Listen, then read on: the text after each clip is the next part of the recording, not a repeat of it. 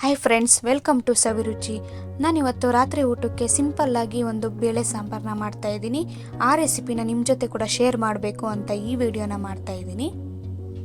ಇದು ಬೇಗ ಮಾಡ್ಕೊಳ್ಬೋದು, ಮುದ್ದೆಗೆ, ಅನ್ನಕ್ಕೆ ತುಂಬ ಚೆನ್ನಾಗಿರುತ್ತೆ. ಒಂದ್ಸರಿ ನೀವು ಟ್ರೈ ಮಾಡಿ ನೋಡಿ, ಕ್ವಿಕ್ಕಾಗಿ ಆಗುತ್ತೆ.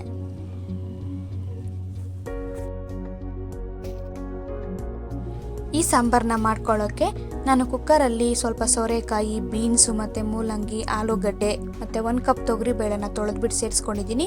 ತರಕಾರಿ ನಿಮ್ಗೆ ಇಷ್ಟ ಇರೋ ತರಕಾರಿನ ನೀವು ಸೇರಿಸ್ಕೊಳ್ಬೋದು. ಹಾಗೆ ನಾನು ಒಂದು ಮೀಡಿಯಮ್ ಸೈಜ್ ಈರುಳ್ಳಿನ ಈ ಥರ ಚಿಕ್ಕ ಚಿಕ್ಕದಾಗಿ ಕಟ್ ಮಾಡಿ ಸೇರಿಸ್ಕೊಂಡಿದ್ದೀನಿ. ಇಲ್ಲಿ ನಾನು ಒಂದು 2 ದೊಡ್ಡ ಸೈಜ್ ಟೊಮೆಟೊನ ಕಟ್ ಮಾಡಿ ಸೇರಿಸ್ಕೊಳ್ತಾ ಇದ್ದೀನಿ. ಹಾಗೆ ಸಾಂಬಾರ್ ಪೌಡರ್ 1-2 ಟೇಬಲ್ ಸ್ಪೂನ್ ಆಗೋಷ್ಟು ಸೇರಿಸ್ಕೊಂಡಿದ್ದೀನಿ.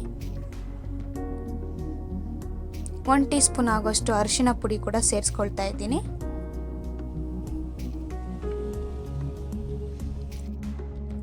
ಈ ತರಕಾರಿ ಬೇಳೆ ಮುಳುಗುವಷ್ಟು ನೀರನ್ನ ಸೇರಿಸ್ಕೊಳ್ಬೇಕಾಗುತ್ತೆ. ನೀರು ಸೇರಿಸ್ಕೊಂಡು ಒಂದ್ಸರಿ ಮಿಕ್ಸ್ ಮಾಡಿಕೊಂಡು ಸಾಂಬಾರ್ ಕನ್ಸಿಸ್ಟೆನ್ಸಿ ನೋಡ್ಕೊಳ್ಳಿ.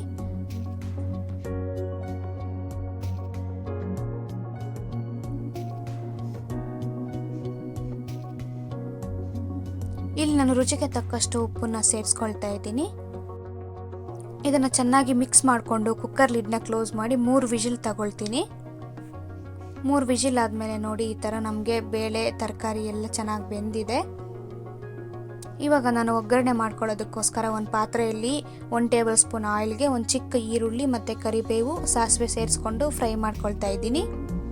ಇದೊಂದು ಸ್ವಲ್ಪ ಫ್ರೈ ಆದಮೇಲೆ ನಾವು ಬೇಯಿಸ್ಕೊಂಡಿರೋ ಅಂಥ ತರಕಾರಿ ಬೇಳೆನ ಇದಕ್ಕೆ ಸೇರಿಸ್ಕೊಳ್ಬೇಕಾಗುತ್ತೆ.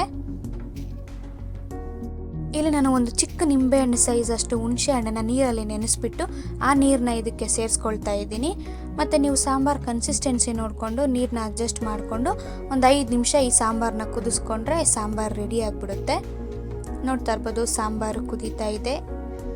ನಿಮಗೆ ಇಲ್ಲಿ ಉಪ್ಪು ಖಾರ ಏನಾದರೂ ಕಡಿಮೆ ಅನಿಸಿದ್ರೆ ನೀವಿಲ್ಲ ಅಡ್ಜಸ್ಟ್ ಮಾಡಿಕೊಂಡು ಒಂದು 5 ನಿಮಿಷ ಕುದಿಸ್ಕೊಂಡ್ರೆ ಸಾಂಬಾರು ರೆಡಿ ಆಗುತ್ತೆ. ಇದು ಮುದ್ದೆಗೆ, ಅನ್ನಕ್ಕೆ ಎಲ್ಲದಕ್ಕೂ ಹೊಂದ್ಕೊಳ್ಳುತ್ತೆ.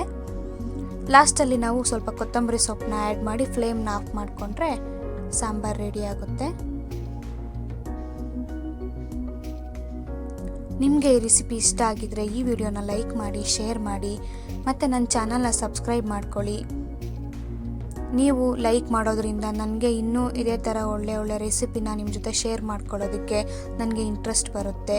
ಸಬ್ಸ್ಕ್ರೈಬ್ ಮಾಡ್ಕೊಳ್ಳದೆ ನೋಡ್ತಾ ಇರೋರು ಪ್ಲೀಸ್ ಸಬ್ಸ್ಕ್ರೈಬ್ ಮಾಡಿಕೊಂಡು ನನಗೆ ಸಪೋರ್ಟ್ ಮಾಡಿ. Thanks for watching.